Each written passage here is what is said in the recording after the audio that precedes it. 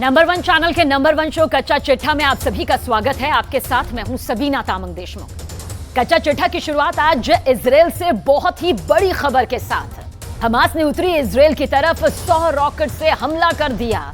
वहीं इजराइल की सरकार और इजराइल की डिफेंस फोर्स के बीच मतभेद नजर आ रहे हैं। एक तरफ इजराइल की सेना गाजा में घुसने की इजाजत मांग रही है, तो दूसरी तरफ बाइडेन के दबाव के चलते अभी तक इजराइल की वॉर कैबिनेट कोई फैसला नहीं ले पाई।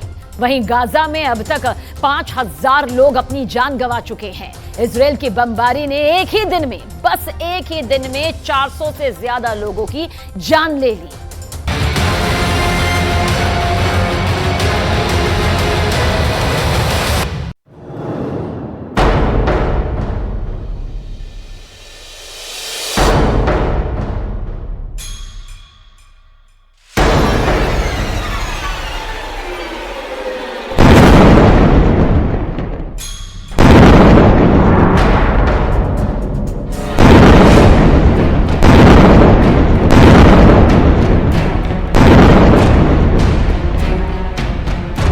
गाजा पर कयामत टूटी है। पहली बार ऐसा हुआ है कि एक ही दिन में 400 से ज्यादा लोग एयर स्ट्राइक में मर गए हैं।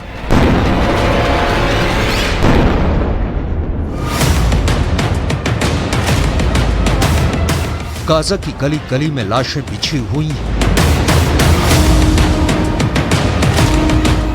क्या हुआ है गाजा के अंदर जो पूरी दुनिया सिहर उठी है? तस्वीरों के साथ विस्तार से सब कुछ आपको बताएंगे, लेकिन सबसे पहले बात होगी अमेरिका और इजराइल के बीच चल रही रस्साकशी की। गाजा के अंदर किमशुफ इलाके में हुई खूनी झड़प को लेकर फिलिस्तीन के अखबारों ने दावा किया है कि इजराइल का 75 करोड़ का एक मरकबा टैंक फोड़ दिया गया है और इजराइल का एक जवान भी मारा गया है। गाजा के अंदर घुसते ही इस खूनी झड़प में इजराइल को हुए नुकसान ने बाइडेन को बहुत ज्यादा परेशान कर दिया है। अमेरिका के रक्षा मंत्री ऑस्टिन और इजराइल के रक्षा मंत्री योव गैलेंट हर दिन एक दूसरे से फोन पर बात कर रहे हैं और इसके बाद अमेरिका के रक्षा मंत्री ऑस्टिन राष्ट्रपति जो बाइडेन को पूरी रिपोर्ट देते हैं। इजराइल के अंदर अमेरिका के सैन्य विशेषज्ञ भी मौजूद हैं, जो कि इजराइल डिफेंस फोर्स को अपनी विशेष सलाह भी दे रहे हैं। इन सब बातों का जिक्र करते हुए इजराइल की मीडिया में यह खबर छपी है कि सारी परिस्थितियों पर विचार करने के बाद जो बाइडेन ने एक बार फिर इजराइल को सलाह दी है कि वो गाजा में घुसने से पहले पुख्ता तैयारी कर लें।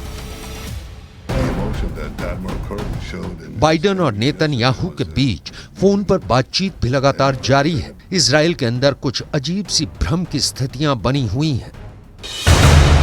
एक तरफ इजराइल डिफेंस फोर्स के chief of defence staff Herzi Halevi ये कह रहे हैं कि गाजा के अंदर सेना को घुसने की इजाजत दी जाए, क्योंकि हमास को ज्यादा समय नहीं दिया जाना चाहिए। दूसरी तरफ इजराइल की वॉर कैबिनेट, जिसमें प्रधानमंत्री नेतन्याहू और विपक्ष के नेता लैपिड शामिल हैं, शायद अभी भी भ्रम की स्थिति में है, क्योंकि बाइडेन का संकेत है कि अभी गाजा में ग्राउंड ऑपरेशन कुछ समय के लिए स्थगित किया जाए। एक रिपोर्टर ने बाइडेन से इस पर सवाल पूछा तो बाइडेन ने कहा कि वो इस विषय पर इजराइल से बात कर रहे हैं। Are you encouraging the Israelis to delay invasion? दरअसल अमेरिका और फ्रांस जैसे देश चाहते हैं कि पहले बंधकों की रिहाई हो, फिर गाजा के अंदर इजराइल ग्राउंड ऑपरेशन करे। दरअसल अमेरिका में चुनाव होने वाले हैं और बाइडेन चाहते हैं कि डेमोक्रेटिक पार्टी की जीत हो, और अगर बंधकों की रिहाई नहीं हुई तो डेमोक्रेटिक पार्टी को नुकसान हो सकता है। इसीलिए अमेरिका चाहता है कि पहले बंधकों की रिहाई हो, फिर गाजा में ग्राउंड ऑपरेशन। लेकिन इजराइल डिफेंस फोर्स के chief of army staff Herzi Halevi को लगता है कि इस तरह बॉर्डर पर लाखों सैनिकों को असमंजस की स्थिति में खड़ा नहीं रखा जा सकता। इसलिए हर्जी हलेवी ने यहां तक भी कहा है कि गाजा पर कब्जा हम कर लेंगे, हालांकि हमें इसके लिए अपने सैनिकों की कीमत भी चुकानी पड़ेगी।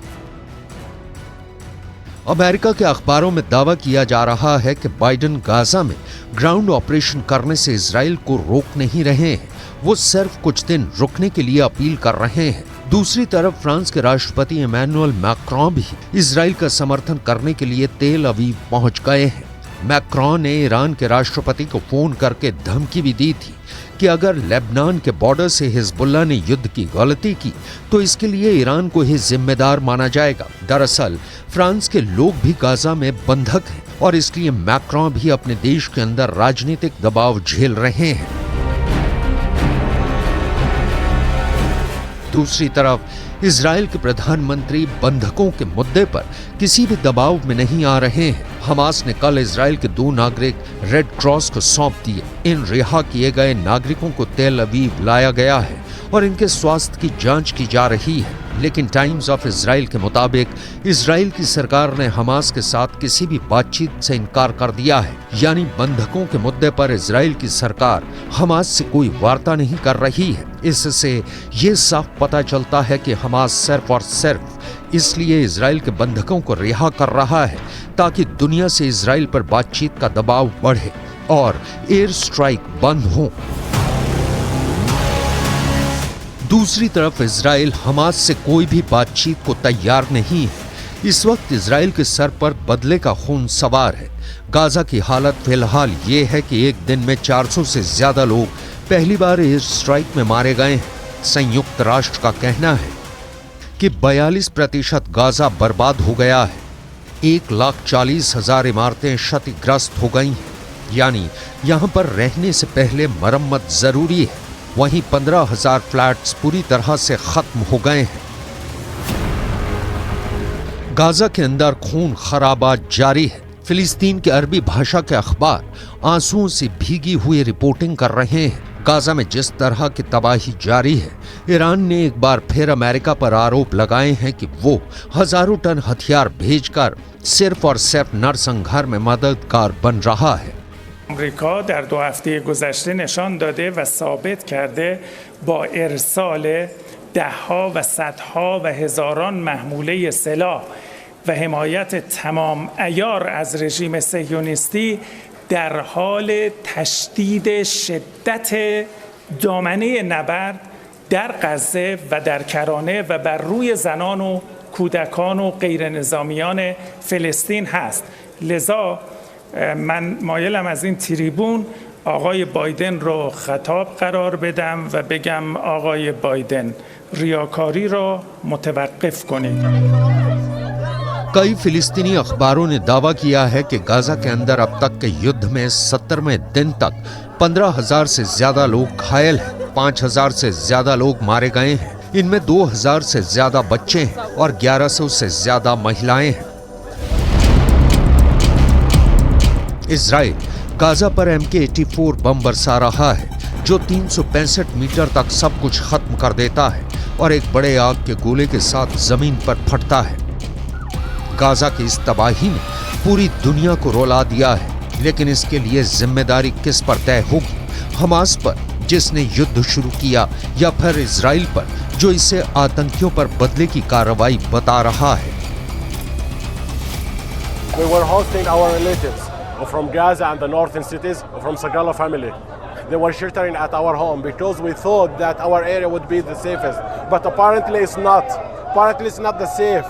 There is no safe in Gaza Strip. We are bombing everywhere. So we were hosting them, our relatives. We had maybe more than 100 persons. दूसरी तरफ संयुक्त राष्ट्र के सामने गाजा के 20 लाख से ज्यादा लोगों की रोजी रोटी का संकट खड़ा हो गया है। रफा क्रॉसिंग से जो राहत सामग्री आ रही है वो अभी इतनी ज्यादा नहीं है कि हर किसी को राहत पहुंचाई जा सके। संयुक्त राष्ट्र का कहना है कि 20 लाख से ज्यादा गाजा के लोगों के लिए हर दिन कम से कम 100 ट्रक राहत चाहिए। संयुक्त राष्ट्र दुनिया से मदद की अपील कर रहा है। Right now, our biggest challenge is the supply of humanitarian aid. Effectively, we're running out of stocks of water, food, medicines. We are running out of the basics, commodities that we need to serve the population. So what's really now critical is a sustained pipeline of supplies from Egypt into Gaza. That has been a very, very difficult negotiation over a long period. My call is that aid needs to flow. Yes, late last night we got the second convoy in of around 14 trucks. That brings to 34 trucks what we've brought in over 2 days. We need hundreds of trucks coming into Gaza to meet the needs of the population here. अब Gaza का भविष्य इस बात पर निर्भर करता है कि आखिर गाजा में इजराइल डिफेंस फोर्स कब घुसने वाली है। अमेरिका अभी कुछ और वक्त चाहता है ताकि वेस्ट एशिया में मौजूद अपनी मिलिट्री बेस की सुरक्षा को बढ़ा सके। इराक के बाद अब सीरिया में भी अमेरिका के एक मिलिट्री बेस पर हमला हुआ है। इन हमलों ने अमेरिका को मुश्किल में डाला हुआ है और वो जानता है कि जब इजराइल गाजा में घुसेगा तो वेस्ट एशिया के अरब मुल्कों में आग जरूर लगेगी। इजराइल के लिए गाजा का ग्राउंड ऑपरेशन अब मुश्किल हो गया क्योंकि उसका सबसे बेहतरीन टैंक मार्कवा हमास के टारगेट पर है, यानी कि निशाने पर। मार्कवा इजराइल की शान माना जाता है, लेकिन हमास के कुछ हमलों में ही ये टैंक कबाड़ साबित हो रहा है। ऐसे में सवाल यह है कि इजराइल का ऑपरेशन हमास अब आखिर कैसे पूरा होने वाला है।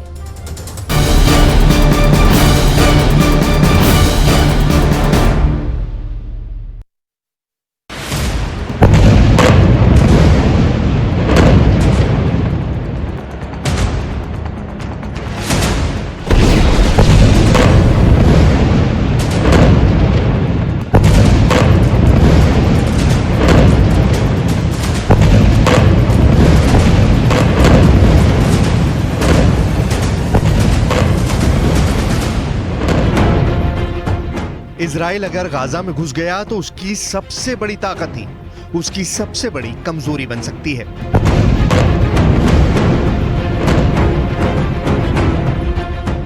ये बात नेतन्याहू को सबसे ज्यादा परेशान कर रही है। ये बात इजराइल की फौज को बड़ा झटका दे सकती है।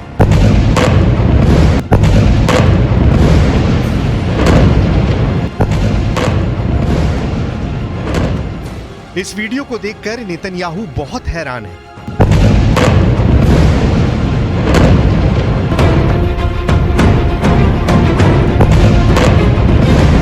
ये इजराइल का सबसे शानदार टैंक मरकावा है जो अब हमास और हिजबुल्लाह के टारगेट पर आ चुका है।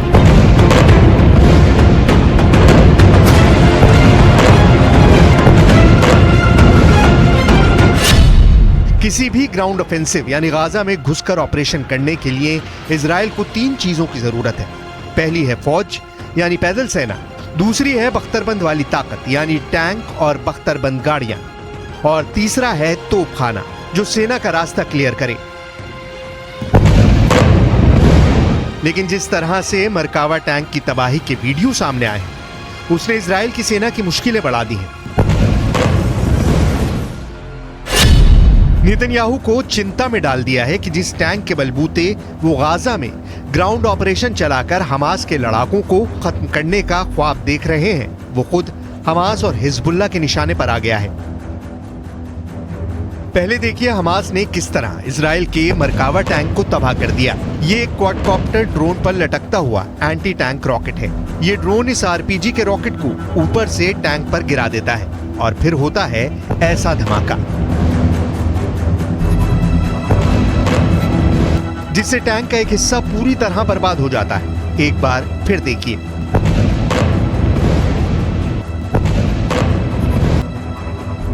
कि कैसे यह हमला किया जाता है। बेहद सस्ते क्वाडकॉप्टर से एक 35 करोड़ रुपए का टैंक पर कामयाब हमला किया जा सकता है।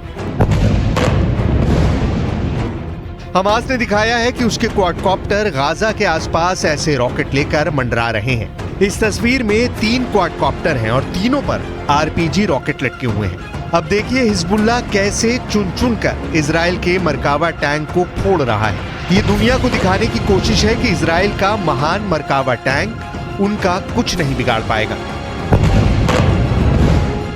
Video number 1।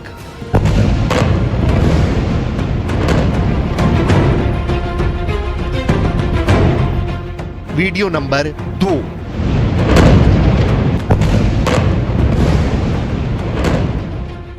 Video number 3।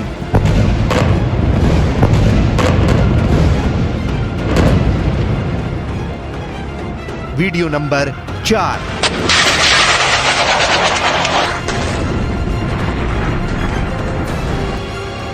Video number 5।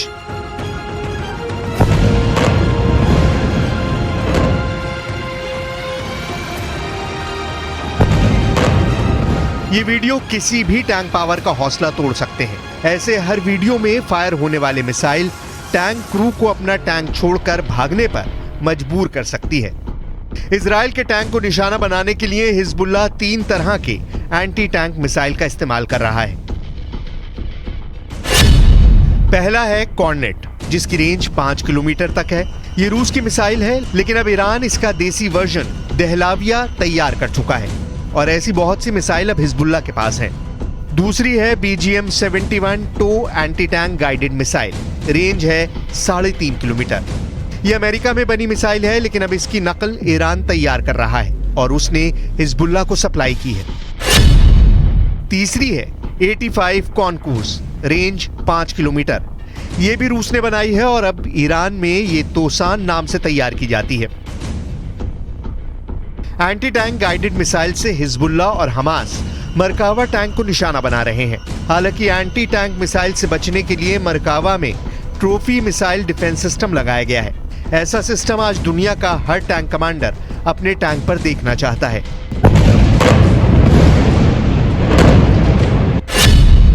Trophy एक एंटी मिसाइल सिस्टम है जो टैंक पर हमला करने वाली मिसाइल को ट्रैक करके मार गिराता है। ये एक तरह का रडार है जो दुश्मन की मिसाइल को ट्रैक करता है और फिर टैंक में क्लोज इन वेपन सिस्टम उस मिसाइल पर गोली बरसा देता है, जिससे वो मिसाइल रास्ते में ही तबाह हो जाती है। ऐसा ही सिस्टम अमेरिका के अब्राम्स टैंक पर भी लगाया गया है और ये टैंक बचाने वाला सबसे बड़ा हथियार माना जाता है। लेकिन हिजबुल्लाह ने इसका भी तोड़ निकाल लिया है।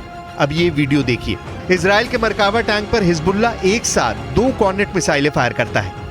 ऐसा इसलिए क्योंकि मार्कोवा में लगा ट्रॉफी सिस्टम एक मिसाइल को ट्रैक करने और उसे हवा में ही मार गिराने के बाद दूसरे हमले के लिए तैयार होने में वक्त लगाता है। टैंक में लगे ट्रॉफी सिस्टम को रीलोड करने में 2 सेकंड का वक्त लगता है। यही बात हिजबुल्लाह को पता चल गई और उसने 2 मिसाइलों को एक साथ फायर करने की रणनीति बनाई। जब तक ट्रॉफी सिस्टम रीलोड होता है तब तक बहुत देर हो चुकी होती है और दूसरी मिसाइल सीधे टैंक को हिट करती है। उसके बाद जो होता है उसका अंदाजा आप इस तस्वीर को देखकर खुद लगा सकते हैं। अभी तक हमास पे जो हमला इजराइल ने किया है वो ज़्यादातर हवाई बमबारी की है, जिसकी वजह से गाजा की ज़्यादातर इमारतें तबाह हुई हैं और लोगों की जान गई है। लेकिन इजराइल का असल मकसद तब पूरा होगा जब गाजा की ज़मीन पर उसका कब्जा होगा। लेकिन सवाल यह है कि इजराइल को ये करने में कितना वक्त लगेगा, आखिर इजराइल की ताकत क्या है और गाजा पर कब्जा करने में इजराइल कितना समय लेगा। हमास और हिजबुल्लाह अब मिसाइल के साथ ही ड्रोन से भी इजराइल के टैंक को निशाना बना रहे हैं। हमास ने इसका वीडियो भी जारी किया है। वीडियो में दिख रहा है कि हमास ने अब अपने जवारी ड्रोन से हमले शुरू कर दिए हैं। हमास एक के बाद एक कई ड्रोन को लॉन्च करता है। ड्रोन लॉन्चिंग का वीडियो कहां का है इसकी जानकारी नहीं है। बेन्यामिन नेतन्याहू ने अब अपना सबसे खतरनाक खौफनाक बॉम्ब तैयार कर लिया। ये एक ऐसा बॉम्ब है जो जमीन के 60 मीटर अंदर जाकर जोरदार धमाका करता है। दुनिया इसे बंकर बस्टर के नाम से भी जानती है। नेतन्याहू अब इसी बॉम्ब से हमास की सुरंग वाला नेटवर्क तबाह करना चाहते हैं।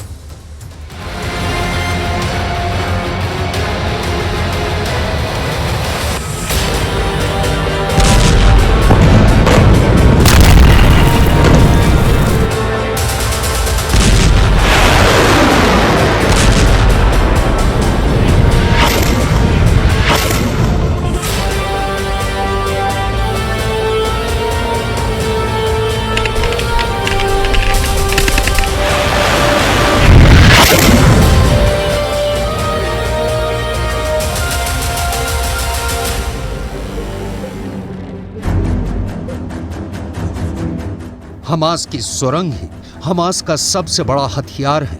इन्हीं सुरंगों में ही हमास के हमलावर ताक लगाए बैठे हैं। इस सुरंगों के नेटवर्क को इस्तेमाल करते हुए ही हमास इजराइल की सेना को घेर कर मारना चाहता है। सवाल है कि ऐसे में इजराइल कैसे सुरंगों के नेटवर्क को तबाह कर सकता है? तो जवाब है BBB यानी बंकर बस्ट बम। यह ऐसा बम होता है जो बंकर को भेद कर फटता है। यह गहराई में छिपे दुश्मन को मार डालता है। ये पाताल तक पहुंचकर ऐसा ब्लास्ट करता है कि टारगेट के बचने की उम्मीद पूरी तरह खत्म हो जाती है। इसलिए इसे कहा जाता है बंकर बस्टर बम। इजराइल के पास इस वक्त 3 तरह के बहुत ही खतरनाक बंकर बस्टर बम हैं जो हमास की सुरंग को तबाह कर सकते हैं। पहला है GBU-28, दूसरा है GBU-72 और तीसरा है GBU-57।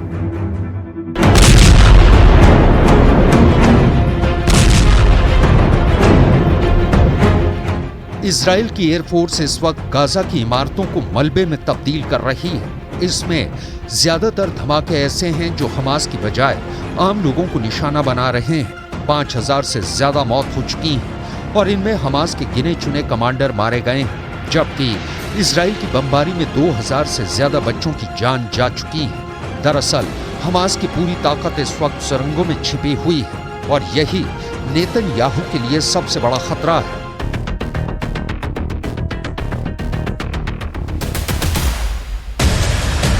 लिहाजा इजराइल की एयरफोर्स ने अब ज्यादा से ज्यादा बंकर बस्टर बम फायर करने का फैसला किया है ताकि हमास की सुरंग को जमीन के अंदर ही खत्म कर दिया जाए। लेकिन नेतन्याहू के सामने एक बड़ा सवाल ये है कि जो बम 10 करोड़ रुपए से लेकर 30 करोड़ रुपए में आता है उसको कहां इस्तेमाल किया जाए। इतना महंगा बम और सुरंग भी कोई छोटी मोटी नहीं बल्कि 500 किलोमीटर का नेटवर्क। हमास की सुरंग का नेटवर्क कहां तक फैला हुआ है, इसके बारे में इजराइल की खुफिया एजेंसी मोसाद तो पहले ही पूरी तरह फेल साबित हो चुकी है। वैसे हमास की सुरंगों के नेटवर्क को खत्म करने के लिए इजराइल की एयरफोर्स 3 तरह के बम इस्तेमाल कर सकती है और नेतन्याहू के ऑर्डर पर यह कोशिश लगातार कर भी रही है। इजराइल हमास की जंग दिन बर दिन और ज्यादा भीषण होती चल रही है। 2 हफ्ते से भी ज्यादा का वक्त इस जंग को अब तक बीत चुका है। हमास पूरी तैयारी के साथ इजराइल पर उसने चढ़ाई की, लेकिन इजराइल के पास भी पूरी तैयारी थी। इजराइल के पास 3 तरह के बड़े बम हैं जिनका जिक्र हम यहां पर करेंगे और आपको समझाएंगे कि आखिर ये बम कितने शक्तिशाली हैं। सबसे पहले आपको दिखाते हैं इजराइल का GBU-28 बंकर बस्टर बम। ये एक ऐसा बम है जो कि 6 मीटर मोटी कंक्रीट की परत को पार कर सकता है और उसके बाद जो धमाका होता है वो सबसे ज्यादा विनाशकारी होता है। ये सुनकर कोई भी दुश्मन और गहरी सुरंग यहां पर बनाना चाहेगा तो आप समझिए जो पहला इसके पास जो बम है ये बंकर बस्टर बम है जो कि पृथ्वी की सतह से अगर बहुत अंदर तक भी कंक्रीट की मोटी परत वहां पर होगी उसको भी नष्ट कर सकता है। तो उसका भी तोड़ यहां पर हाजिर है, क्योंकि इसके अलावा एक और बम है, इसका नाम है GBU-72 जो 30 मीटर मोटी कंक्रीट को भेद सकता है और उसके बाद इस बम का ब्लास्ट होता है। किसी भी दुश्मन की रूह यहां पर कांप जाएगी तो मुमकिन है वो और गहरी सुरंग यहां पर बनाएगा। तो इसका जवाब भी यहां पर है और क्योंकि तीसरा बम सबसे ज्यादा खतरनाक है और इससे कोई भी नहीं बच पाएगा, यह बम है GBU-57। यह सबसे ज्यादा ताकतवर बम है जो 60 मीटर की सतह को भेदने के बाद तबाही मचा सकता है, यानी कि जमीन के 60 मीटर गहराई में छुपना भी मौत से यहां पर नहीं बच पाएगा। तो ये 3 बड़े बम का जिक्र हमने यहां पर किया जो इस वक्त इजराइल के पास मौजूद है, जिसकी वजह से हमास सीधे तौर पर कभी भी हमला नहीं करता है इजराइल पर। और ऐसे में देखिए कितने ज्यादा शक्तिशाली ये बम है, बंकर बस्टर बम इनको कहा जाता है। इन 3 बमों का जिक्र हमने यहां पर किया। पृथ्वी की सतह से कितना भी अंदर क्यों ना हो, कितनी भी गहराई पर क्यों ना हो, लेकिन ये उसको पूरी तरीके से नेस्तनाबूद कर सकता है, टारगेट को नष्ट कर सकता है।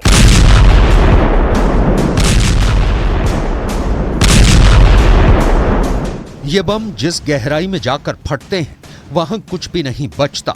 मिसाल के तौर पर जब 30 मीटर की गहराई में किसी सुरंग में 1000 किलो विस्फोटक फटेगा तो अंदाजा लगाया जा सकता है कि कैसे पूरी सुरंग एक बार में ढह जाएगी और वहां छिपा दुश्मन कितना भी शातिर क्यों ना हो वो मारा जाएगा। लेकिन इजराइल के लिए सब कुछ इतना आसान नहीं रहने वाला। उसके पास चाहे जितने बंकर बस्टर बम हो, लेकिन हमास की सुरंग भी ऐसी हैं जिनका नेटवर्क और जिनकी गहराई अब भी इजराइल के लिए बहुत बड़ा चैलेंज बनी हुई है। गाजा में चाहे ऊपर बड़ी बड़ी इमारतें ढाही जा रही हैं, रिहायशी इलाके पूरी तरह मलबे वाला कब्रिस्तान बन चुके हैं, वहां जमीन के नीचे हमास का जाल ऐसा फैला हुआ है कि उसका बाल भी बांका करना नेतन्याहू और उनकी फौज के लिए पसीने छुड़ाने जैसा होगा।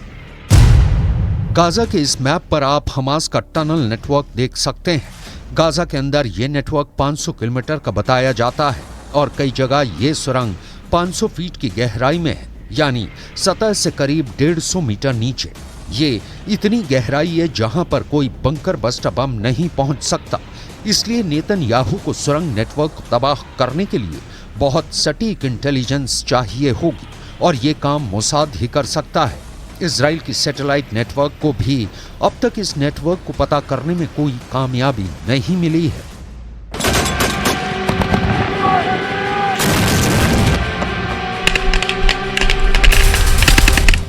फिलहाल इजराइल के सामने गाजा के अंदर हमास सबसे बड़ा दुश्मन है, तो गाजा के बाहर हिजबुल्लाह ताक लगाए बैठा है कि कब इजराइल पर हमला किया जाए। यही वजह है कि इजराइल और लेबनान के बॉर्डर पर इस वक्त ऐसी आग लगी हुई है जो पूरे पश्चिम एशिया को अपनी जद में ले सकती है। हालांकि इस वक्त हिजबुल्लाह की रणनीति को लेकर इजराइल थोड़ा हैरान है।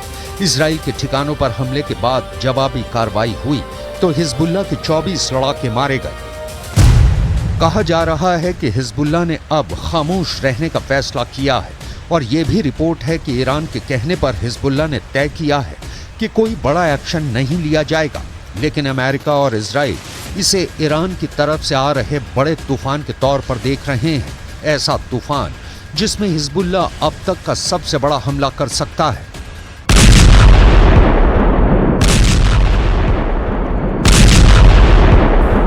इससे पहले हिजबुल्लाह कई वीडियो जारी कर चुका है जिसमें यह मैसेज दिया गया है कि उसका अटैक ऐसा होगा जो इजराइल रोक नहीं पाएगा। इस वीडियो में हिजबुल्लाह का मिलिशिया कमांडो ऑपरेशन की तरफ इशारा कर रहा है। हिजबुल्लाह ने बहुत साफ साफ शब्दों में कहा है कि अगर इजराइल की सेना फिलिस्तीन के गाजा में घुसी तो वो उत्तरी सीमा की तरफ से इजराइल पर चढ़ाई कर देगा। इजराइल और लेबनान के बीच करीब 130 किलोमीटर लंबा बॉर्डर है और यहाँ संयुक्त राष्ट्र की शांति सेना तैनात रही है। इसमें भारत की फौज भी शामिल है। इस वक्त इजराइल को गाजा से ज्यादा इस बॉर्डर की टेंशन है, क्योंकि अगर इजराइल गाजा में घुसा तो हिजबुल्लाह उत्तर की तरफ से इजराइल से हमला बोल देगा। एक हफ्ता बहुत खूनी बीता, लेकिन अब जैसे इजराइल और लेबनान का बॉर्डर ठंडा नजर आ रहा है, क्या ये वाकई बड़े तूफान से पहले की बड़ी खामोशी है? अगले 2 दिन इस युद्ध में बहुत अहम होने जा रहे हैं, क्योंकि गाजा में 5000 मौतों के बाद गुस्सा तो पूरे पश्चिम एशिया में भड़क चुका है।